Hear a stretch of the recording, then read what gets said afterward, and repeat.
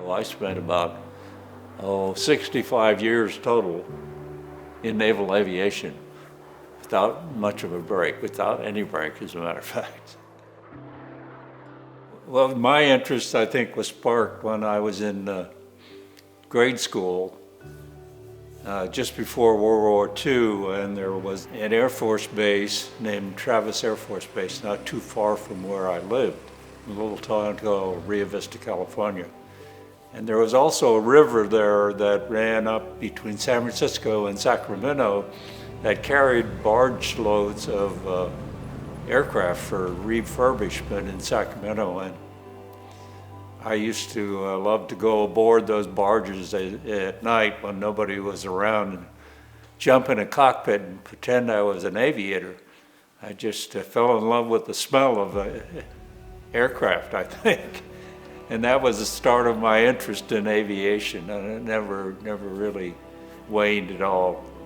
I was in school in Sacramento State College, and my objective was to get 60 credit hours, which was a requirement to either join the Air Force or the Navy. And I got those 60 credit hours, was rejected by the Air Force because of my history of hay fever when I was a kid.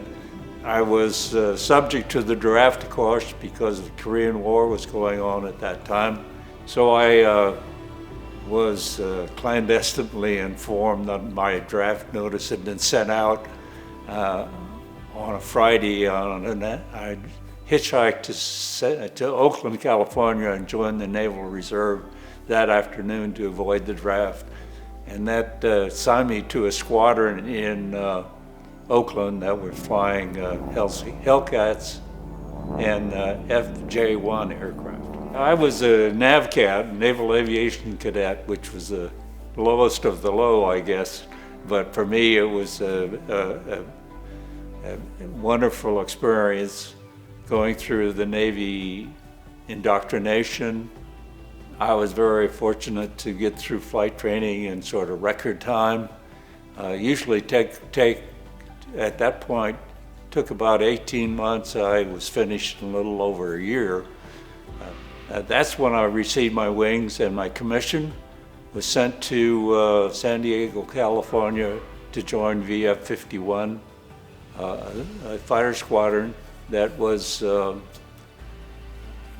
at that time engaged in the Korean War, and I trained there for about 4 months, and then we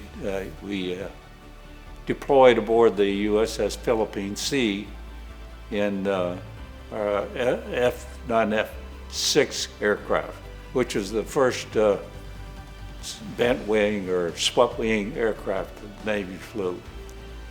It was quite a challenge on a straight deck carrier with no chance for bolters on that little aircraft which was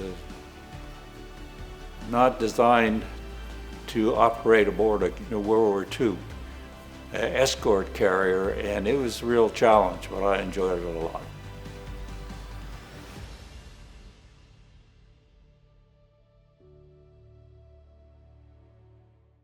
Well, I was in VF-51 for about 3 years, I guess, and I happened to be living in an apartment that was in La Jolla, California, with 5 other guys, one of whom was a former Blue Angel, Osmond. He had just come from the Blues.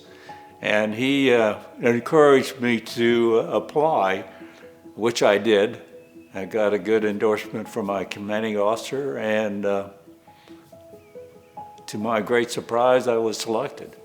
I was absolutely overjoyed, but also scared to death, because I frankly didn't think I'd be able to do that sort of thing. It just looked impossible to me. I joined the Blues in September of 1956, and I was scheduled to be one of the solos, actually. We only had one solo at that period. Unfortunately, The day after I arrived, the right wingman, who was a Marine, was killed in a practice flight, and so I went into that slot almost immediately. I was introduced to the F9F-8, which is the airplane that they were flying at the time, a couple of days after I joined the team. And we flew that for the several months during that first year, 1957. Flew it all the time during training. And I had never flown it before, but I found it very comfortable aircraft.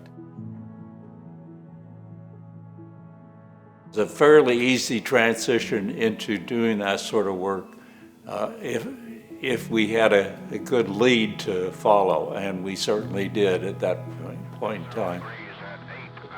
We decided to transition to the F11 primarily because it had an afterburner, and I think our counterparts in the Air Force were flying the F100, which had an afterburning aircraft, and the Navy had decided to upgrade to that sort of aircraft to, I guess, stay even.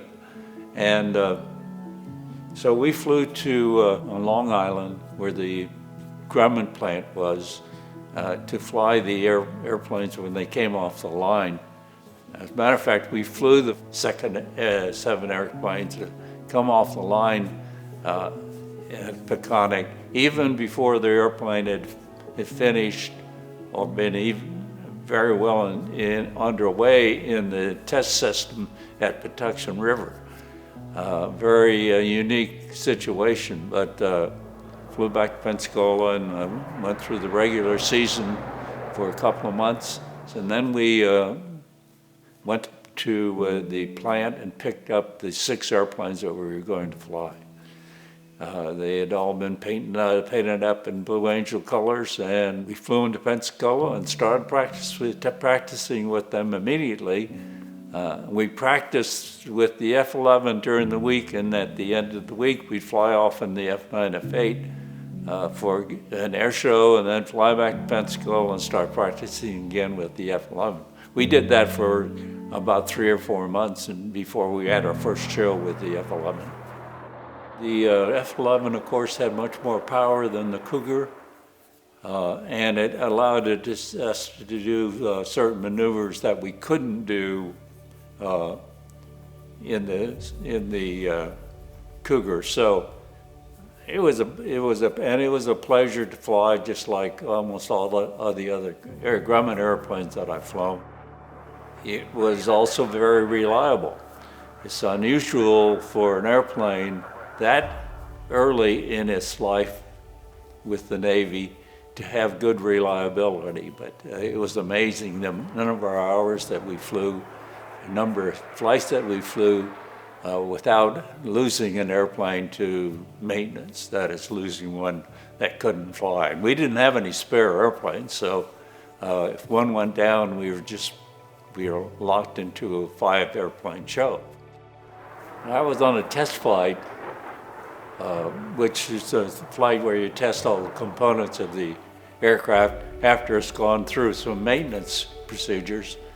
And I happened to be right over Pensacola at about 12,000 feet when the engine quit. I tried all sorts of things to get it started, but it was unresponsive. In the meantime, I was setting up for a dead engine landing at Pensacola. And so I called the tower at Pensacola and said I was in a Mayday situation. I had to land. I didn't have any power. And the tower operator called me back and said, "Can you delay for about 30 minutes because we have a crash at the end of the runway." And the Tilly, the great big crane that gets the aircraft out of bogs or wherever they may be that can't roll, had gone out at the end of the runway and sunk in the mud, and it couldn't move either. So Anyway, I set up for a dead engine landing, made the landing much faster than I should have been. I was probably 170 knots when I engaged the wire across the runway. It was a wire that was attached to two ship chain links. It was not the hydraulic wires that are used today, and it threw half those chain links into the golf course. But I did stop, thanks to the sturdiness of the Grumman aircraft. I did stop. I flew over the Blues for 3 years, which was a little bit longer than normal, and probably too long, as a matter of fact. But during that time, I got to know some very good people. I flew with Z. Cormier originally, who was a World War II ace during World War II. Ed Holly, who was our leader for a couple of years during the 57 and 58 seasons. Was also an ace during World War II, a really great guy. And then he was replaced by Zeb Knott, also a great leader as far as I'm concerned. And we just had a fine group of people that I flew with, and I couldn't have asked for any better. Many of whom I had served with before. Herb Hunter was the left wingman and a solo, and I'd served with him for several years. So we were also brothers-in-law.